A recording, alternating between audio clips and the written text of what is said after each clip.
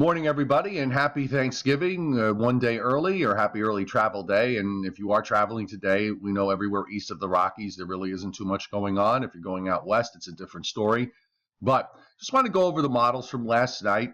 As usual, every run has its own little adventure. And this is the European model. And I just want to show you as we take it through. Now, we do have a cold front that's coming through, and you can see what happens. The jet stream, the northern jet stream in the split drops down a little bit, not very far, but enough to allow some colder air to come in, relatively colder air. And as we move it along, you can see the very active developing subtropical jet here that's going to be becoming increasingly more active over time. And here's the next weather system that winds up. Now, there's actually should have been two. The one for early next week winds up to be very weak, because the second one is stronger, so it kind of wipes out that first one. And then you have the second system here that runs up toward the Great Lakes and brings through cold front and showers here probably sometime Tuesday or Wednesday. And then that goes through. Now, over time, what's happening is we have a vortex in northern Canada. And again, this is pretty far to the north. So all the cold air is really, even though there's a northern jet here that brings down some cold air, the very cold air is staying up, pinned up further north in Canada. And as we move to the end of the period, you can clearly see this is the split flow. Here's the bottom part of the split with the subtropical jet. We have a weather system here.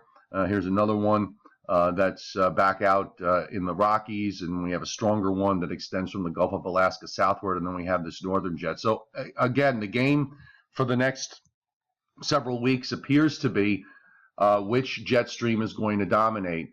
I'm going to switch now over to the GFS model, and as usual, it has its differences. Much different look on the GFS to some degree, and while we do maintain the split here, and this is out in 10 days from now, you can see the bottom half of the split is there.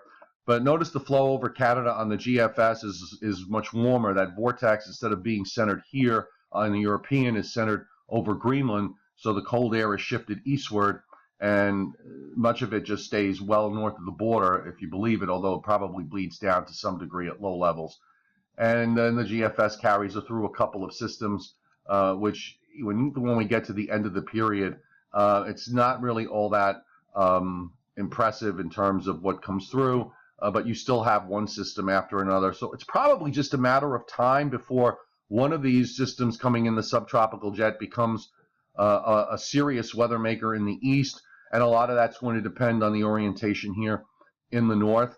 Again, all of this is still an evolutionary process. We still have a vortex sitting north of Alaska, which is not good because not good for snow lovers and cold air lovers, because it cuts off the flow of Arctic air. So we need to continue to look at this and see whether that eventually disappears or not. But at least via the GFS, which carries out through 16 days, it's saying no, it's still going to be an issue. But the models have their usual differences, and we're always trying to rectify what they mean.